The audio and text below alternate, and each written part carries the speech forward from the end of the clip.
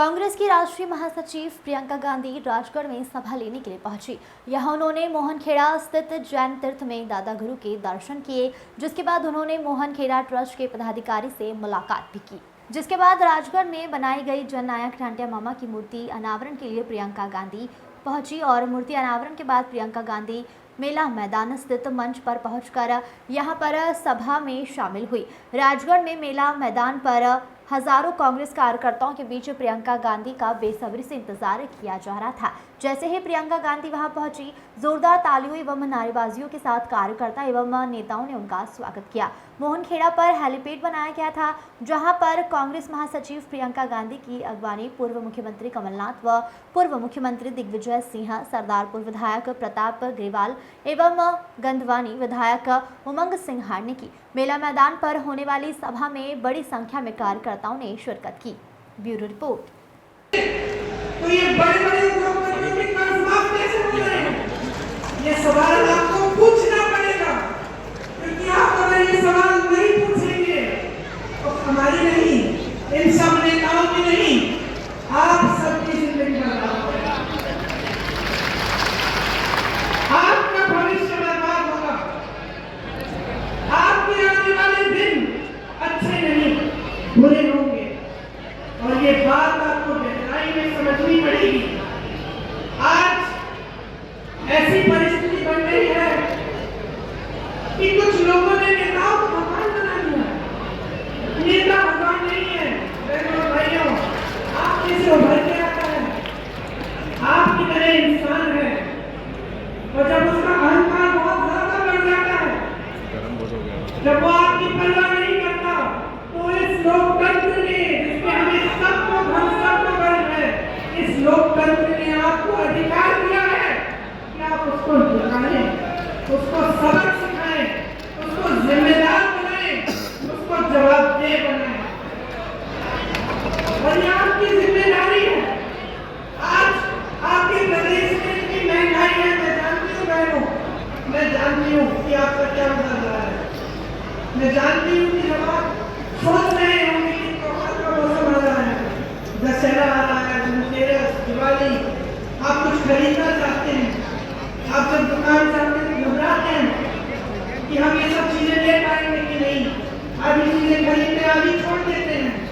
मैं जानती हूँ आप सोचती हैं कि किस तरह से थोड़ी बहुत बचत हो जाए, थोड़ा कम खा के, थोड़ा सा काम ज्यादा करके। मैं जानती हूँ कि कितनी मुश्किल समाज का जीना और बोल सकती है।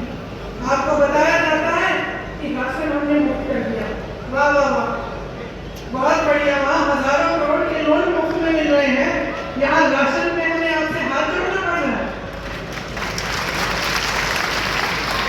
इन्होंने कहा कि राशन आपको मुफ्त में दे रहे हैं। अब आप सोचिए, मैं एक राज बताती हूँ आपको। जब कांग्रेस की सरकार की, तब आपको राशन कितने में मिलता था? 60 रुपए में। उस समय गैस का सिलेंडर कितने का था? 425 रुपया। तो मतलब 485 रुपए में लगभग आपको राशन भी मिल जाता था और आपको सिलेंडर भी मिल जाता था।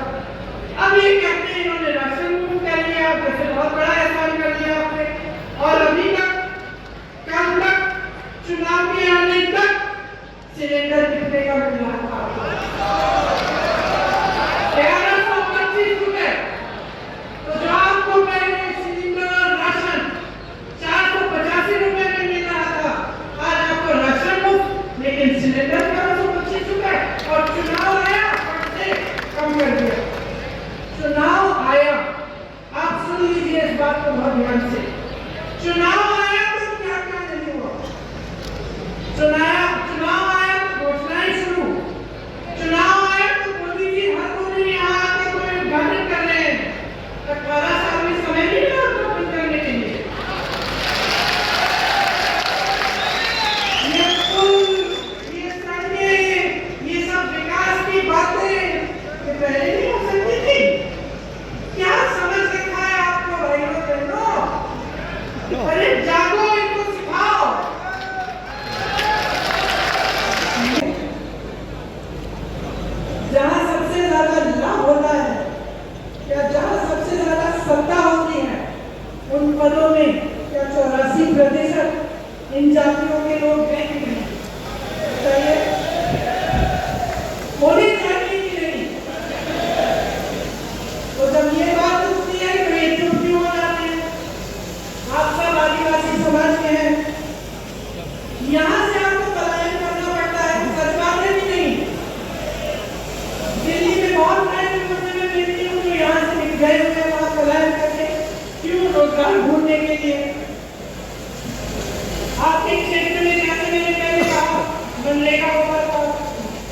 रोजगार मिल जाता था, वो भी बंद हो गया है। यहाँ की आदिवासी महिलाओं पर सबसे ज्यादा अत्याचार है।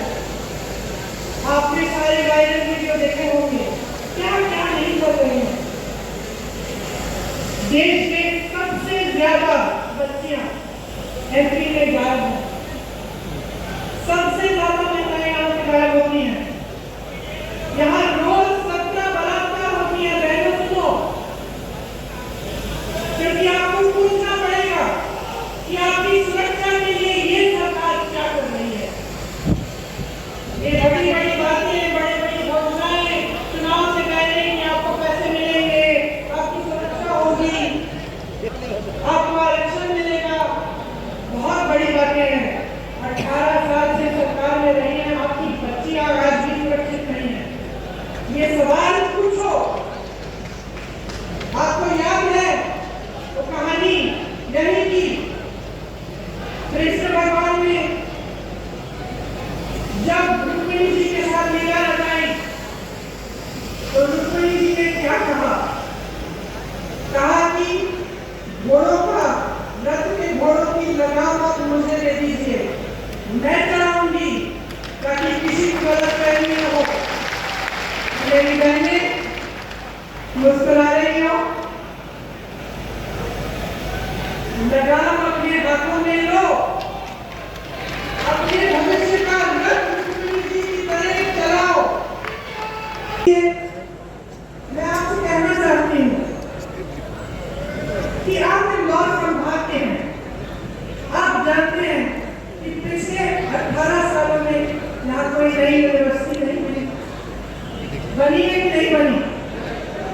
कोई नया अस्पताल बना, कोई मेडिकल कॉलेज खुला, तो क्या कर रहे हैं मोदी जी? यहाँ आते हैं, आजकल तो शिवराज जी का नाम लेने से भी शर्म कर रहे हैं, उनका नाम ही नहीं लेते, कहते मुझे और वो तो आपके सीएम बनने वाले नहीं है। मैंने आपको बताया कि भाषण सुन रही थी उनका, 50 मिनट में 50 बार कांग्रेस का नाम लिया। कांग्रेस ने लगाई करते हैं, खुश हो जाओ भाई, तुम नाम नहीं कर रहे हो, नाम नहीं आपका। मैं तो कहती हूँ छोटी उनसे कम अनुभव है, उम्र भी कम है, लेकिन एक छोटी सी सलाह दे देती हूँ, जितनी बार कांग्रेस का नाम 50 मिनट के भाषण में लेते हैं, विकास का नाम ले लीजिए। ये बता दीजिए कि 18 सालों में आपने इंदौर के लिए क्या किया, आपने मध्य प्रदेश की जनता के लिए क्या किया, कितने रोजगार बनाए, कितने घोटाले वालों को पकड़ा, कितनों के पीछे ही डाल दी, कितने जेल में है, किसानों के लिए कितनी राहत दी, कितनी तकलीफ दी, लेकिन ये बात नहीं कर सकते, उनमें हिम्मत नहीं है, काम नहीं किया है। इसीलिए मैं बार बार भरोसे की बात करती हूँ। पार्टी में डाला, साढ़े 3 सालों से उससे पहले की सरकार थी, उससे भ्रष्टाचार करते थे। मैं जानती हूँ कि आप किसी कुछ लोग हैं जो सोचते कि चलो खाना थोड़ा बहुत उसको खाने को हमारा काम नहीं करे। लेकिन मैंने बहुत बार सुना है कि लोग कहते हैं चलो कोई बात नहीं, थोड़ा बहुत सब करते हैं, लेकिन कम से कम हमारा काम तो हो रहा है। मैंने बहुत बार सुना है, लेकिन यहाँ तो परिस्थिति है कि खाए जा रहे, आपका एक काम नहीं हो रहा। आप अपने बच्चों को पाठशाला भी नहीं भेज सकती है, जानने के बिना कि वहां भी भ्रष्टाचार हुआ है। यहाँ व्यापक का घोटाला हुआ, 50 से अधिक लोगों की मौत हुई, इन्होंने जांच कराई। ये जो टीवी है सबके घर भेज देते हैं एजेंसियों को, पता चला कि किसी ने भी खिलाफ कुछ कह दिया, लिख दिया, एक पत्र भी पहुंच गए। हेलो, यहाँ तक कि फिल्मों के नेताओं के घर भी परसों टीवी पहुंच गई। यहाँ पे क्यों नहीं पहुंची? यहाँ जो इतने बड़े घोटाले हुए हैं, इनके अधिकारियों के घर में क्यों नहीं पहुंची? इनके नेताओं के घर में क्यों नहीं पहुंची? तो ये सवाल आपको पूछने हैं।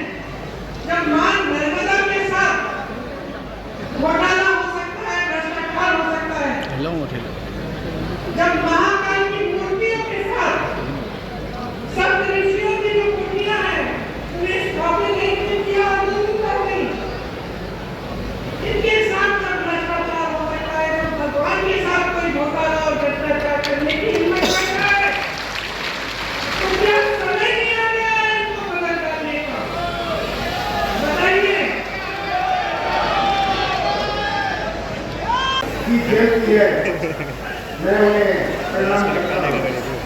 देश में सभी आदिवासी महामानवों को प्रणाम करता हूँ। शांति मामा जी को प्रणाम करता हूँ। भगवान बिरसा मुंडा को प्रणाम करता हूँ। रघुनाथ शाह को प्रणाम करता हूँ। शंकर शाह को प्रणाम करता हूँ। बाबा भोई को प्रणाम करता हूँ। गीता नायक को प्रणाम करता हूँ। हाथराम नायक को प्रणाम करता हूँ। सीताराम कमल को प्रणाम करता हूँ। रघुनाथ सिंह मंडल को प्रणाम करता हूँ। मुझे यहाँ आकर बहुत खुशी हुई। पर प्रियंका जी, आप ऐसे प्रदेश में आए हैं जो आज चौपट प्रदेश है। यहाँ चौपट रोजगार इतनी बड़ी संख्या में हमारे नौजवान खड़े हैं। यहाँ चौपट भर्ती व्यवस्था, चौपट कृषि व्यवस्था, चौपट स्वास्थ्य व्यवस्था, चौपट उद्योग व्यवस्था, चौपट अर्थव्यवस्था, चौपट सुरक्षा व्यवस्था, चौपट पोषण व्यवस्था। ये आज तस्वीर प्रदेश की आप सबके सामने है। ये चौपट प्रदेश बना हुआ है। क्या लगता है इस चुनाव में क्या होने वाला है? मध्य प्रदेश का भविष्य क्या है? कहने लगे राजा जा रहा है, तो मैंने कहा अच्छा क्यों? कहने लगे कि इस बार हमारा वोट रोजगार के लिए चलेगा।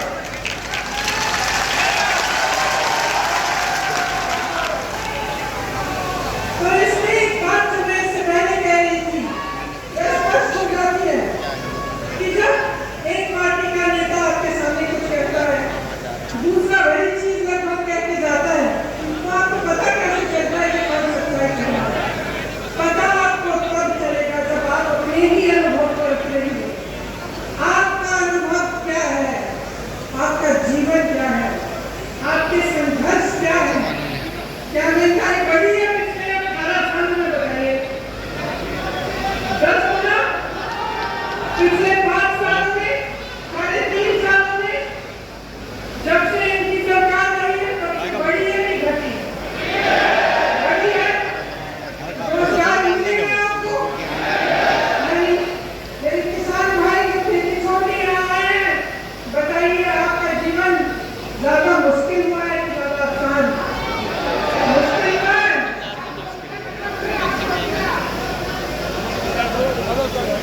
आपको मालूम, आप कहते हैं किसानों की आत्महत्या 17,000, मैंने अभी एक आंकड़ा सुना कि लगभग 17,000 नवयुवकों ने आत्महत्या की है पिछले 18 सालों में।